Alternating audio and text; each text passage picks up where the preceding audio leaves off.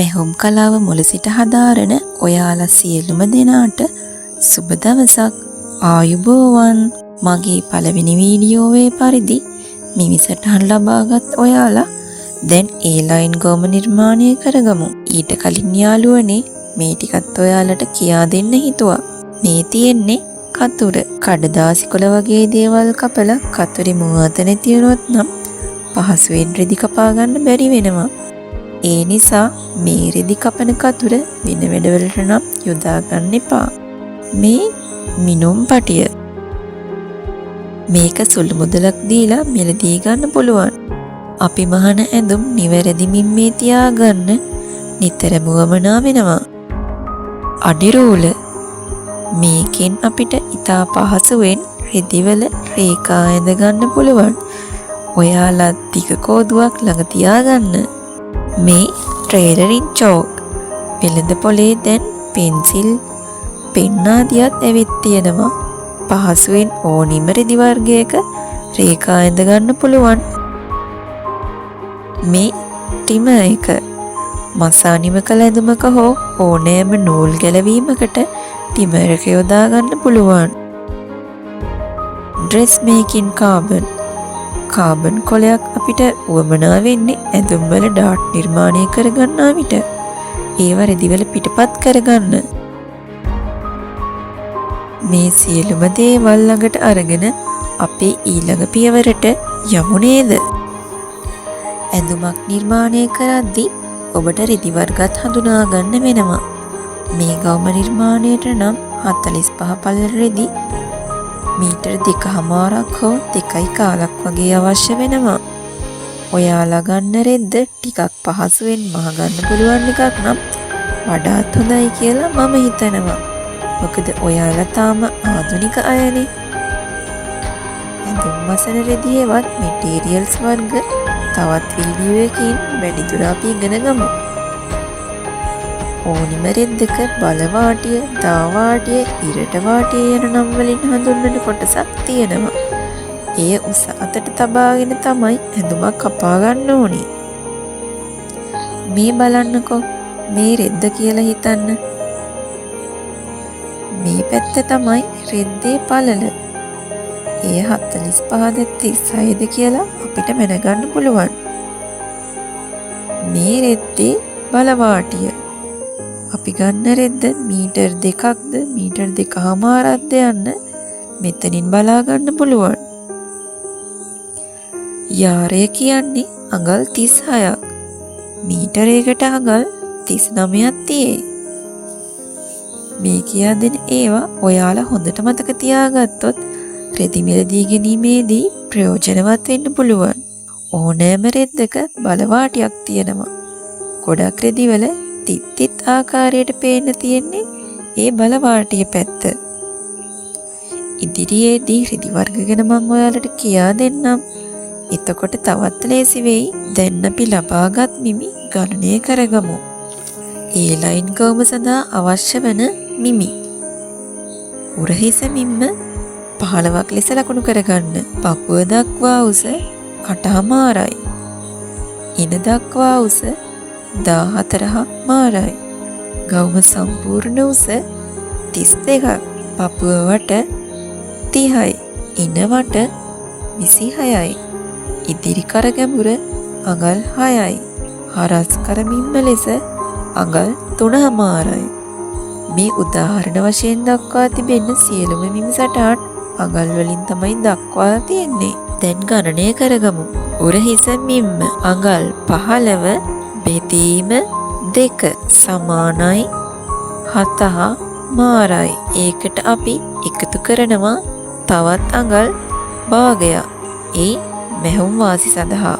එතකොට අගය 8යි. පපුව දක්වා උස 8.5ට අපි එකතු කරගන්නවා තවත් අඟල් භාගයක් මැහුම් වාසි වලට. උත්තරය 9යි.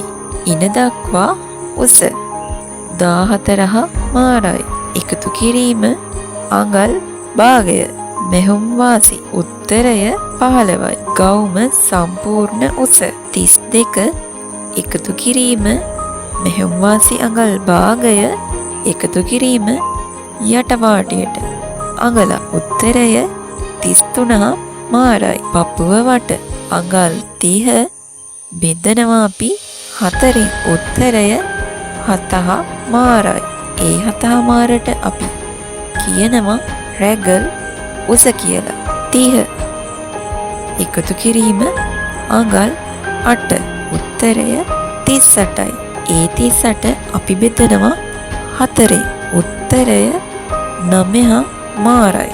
ඒ 9 මාර තමයි රැගල් දිග කියලා හඳුන්වන්නේ. ඉන වට අඟල් 26ට එකතු කරනවා අඟල් 8ක් සමානයි 34යි. බෙදීම 4 7මාරට අඟල් භාගයක් මෙහෙම වාසි එකතු කරනවා උත්තරය 8යි. මේ විදිහටයි ගණනය කර ගැනීම සිදු කරන්නේ. ඔයාලා රෙද්දෙම තමයි මේක නිර්මාණය කරගන්න ඕනි. ඔයාලට හොඳට පේන්න තමයි මේක මම කොලයක කරන්නේ. මේක රෙද්ද කියලා හිතන්න. මෙහෙම දෙකට නමනවා. අඟල් 36 පළල දෙකට නැමුවොත් අඟල් 18ක් එනවා. අඟල් 45 පළල දෙකට නැමුවොත් අඟල් 22ක් එනවා. ඔයාලට ගෞමික කොටුව හෙවත් වටරවුම ගන්න ඕනි ගාන හිතලා ලකුණු කරගන්න පුළුවන්. මම අඟල් 18ක් අරන් තියෙනවා. මුලින්ම හරහට රේඛාවක් ඇඳලා ඒකේ උරහිස්මින්ම ලකුණු කරනවා. උරහිස්මින්ම අපිට ආවගේ තමයි අඟල් 8.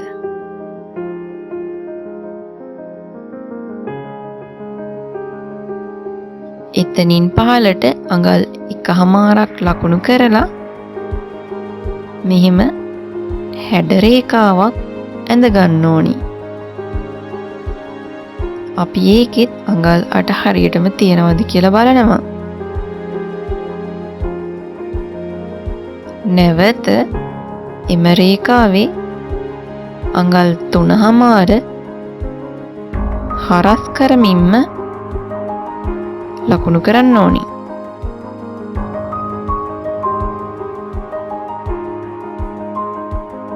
ඊට පස්සේ එතනින් තමයි අපේ සියලුම මිමිසටහන් ලකුණු වෙන්නේ.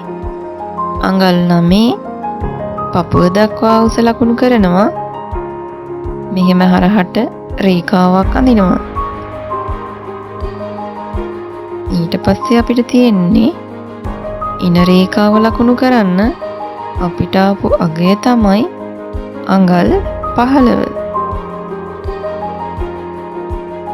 ඒ ලක්ෂය හරහාත් රේඛාවක් ඇඳ ගන්නවා අඟල් 15යි.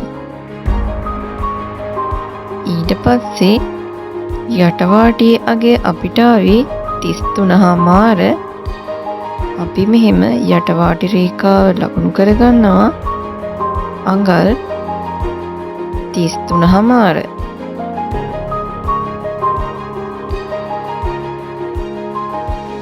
මෙහෙම රේඛාවක් ඇඳලා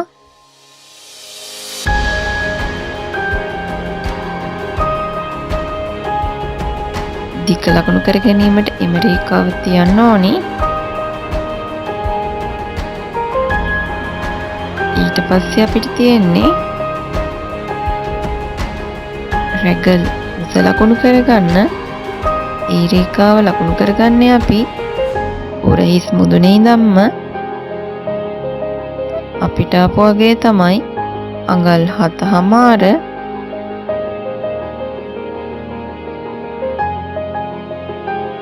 මේ විදියට අඟල් 7මාර ලකුණු කරගෙන මේම රේඛාවක් ඇඳ ගන්නවා. ඒක තමයි අපි රැගල් දිග ලකුණු කරගන්නේ. රැගල් දිග ලෙස අපිට ආවේ අඟල් 9. මේ විදිහට එම රේඛාවේ ඉදිරියට අඟල් 9 ලකුණු කරනවා.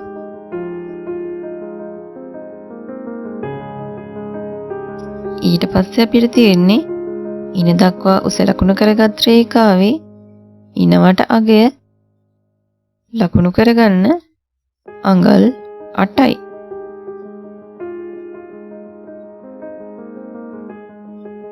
දැන් අපිට තියෙන්නේ අත්කට වක්‍රය ඇඳ ගන්න ආකාරය මේ විදිහට ටේප් එක තියලා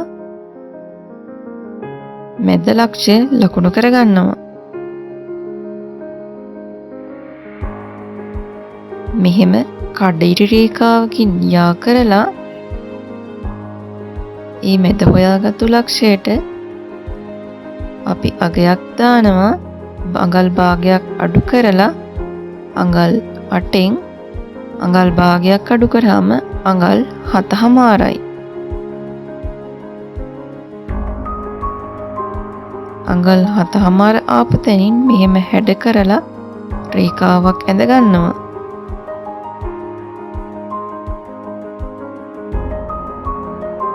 ඊට පස්සේ මේ විදිහට රවුම් කරලා අත්කට හැඩය ඇඳ ගන්නවා.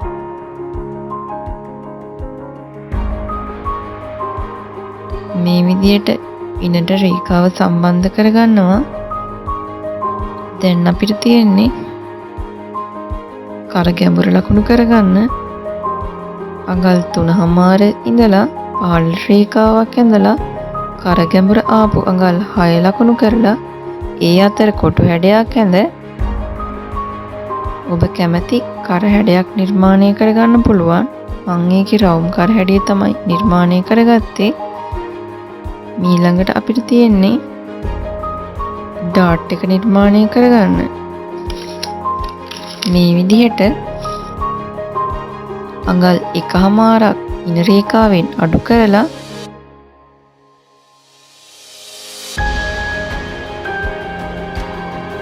ඒ ඉනමින්ම දෙකට බෙදා ගන්නවා.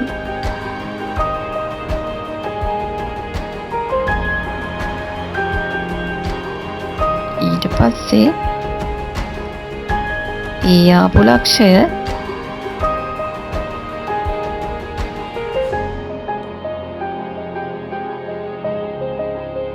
පහළට ඩාට් එකේ උස අඟල් 5ක් ලෙසත්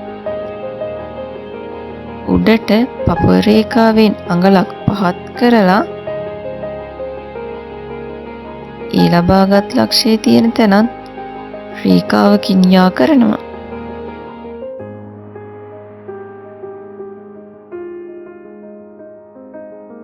ඊට පස්සේ අපිට තියෙන්නේ දෙපසට නූල් 6 බැගින් එන ලෙස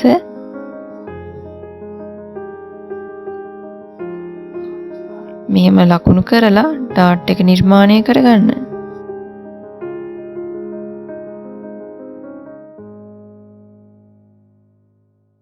මේ වගේ ඉතා පහසුවෙන් ඔයාලට මෙහෙම ඩාට් එක නිර්මාණය කරගන්න පුළුවන්. දැන් ඔයාලට තියෙන්නේ යටවාටිය රේඛාව ඔබ ලබාගත් ගවුමේ දිග ලකුණු කරලා එතෙන් සිට අඟල් 1.5ක් උඩට ලකුණු කරලා රවුම් කරලා යටවාටියේ හැඩය ඇඳ ගන්න.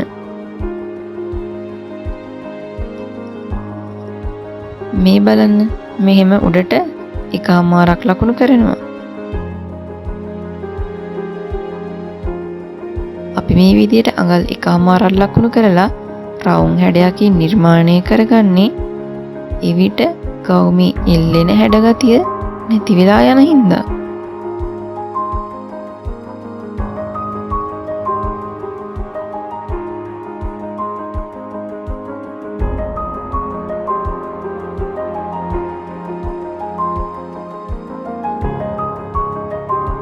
මේ විදිහට ඇඳගත් ගවුමේ රෙද්ද මේ මහරස් රේඛා වලින් කපා ගන්නවා. ඊට පස්සේ අපිට තියෙන්නේ පිටිපස පළුව ඇඳ ගන්න. ඔබ කපාගත් ඉදිරිපස පළුව මේ විදිහට තියලා උරහිස් රේඛාවෙන් අඟලක් උඩට ලකුණු කරනවා.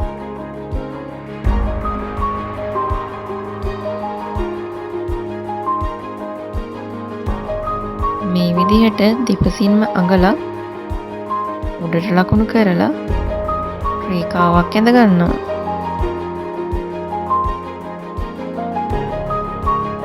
මේ හිම රේඛාව තමයි පිටිපස පළුවේ උරහිස් රේඛාව වෙන්නේ. අපි ඒකෙත් හරස් කරමින්ම ලකුණු කරගන්නවා අඟල් 3මාර. ඊට පස්සේ පිටිපස පළුවේ කර ගැඹුර ලෙස අඟල් 3ක් විතර මම ලකුණු කරගන්නවා.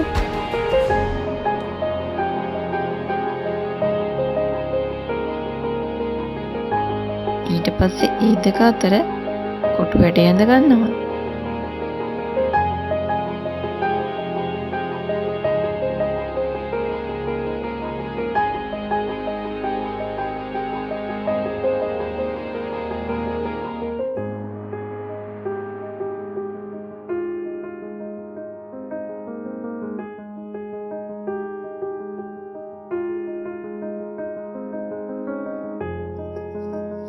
කොටු හැඩය ඇඳගත්තට පස්සේ මේකත් අපිට රවුම් කරලා කෙටි රවුම් කරක් විදියට ගන්න පුළුවන්.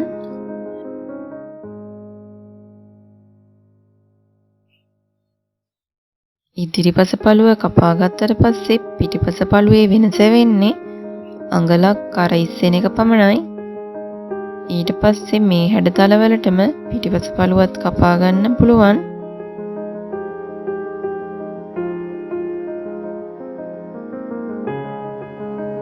පිටිපස පළුවේ ඩාට් පිටපත් කරගන්න මේ විදියට ඉතාම සරලව ඔයාලට මං හිතනවා ඒ ලයින් ගාම නිර්මාණය කරගන්න පුළුවන් වෙයි කියලා.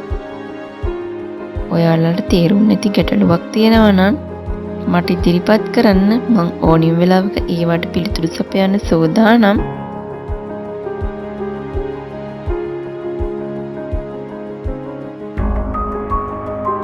ඔයාගේ යාළුවන්ටත් දැනගන්න මේ වීඩියෝ එක ෂෙයා කරන්න අමතක කරන්න එපා. ඒ වගේම ඔයාගේ අදහස් යෝජනා පහලින් කමෙන්ට් කරන්න. අපේ TV දහර YouTube channel එක subscribe කරන්න. සිංහලෙන් නම් පහලින් තියෙන දායක වෙන්න කියලා තියෙන හරි, ඉංග්‍රීසියෙන් නම් subscribe කියලා හරි තියෙන රතු පාට බටන් එක ක්ලික් කරලා එහා පැත්තේ තියෙන සීනුවේ ලකුණ ක්ලික් කරන්න. ඔයාලට අපේ අලුත්ම වීඩියෝ හැම එකක්ම අප්ලෝඩ් කරපු ගමන්ම notification එක ගෙන්න ගන්න පුළුවන් එතකොට.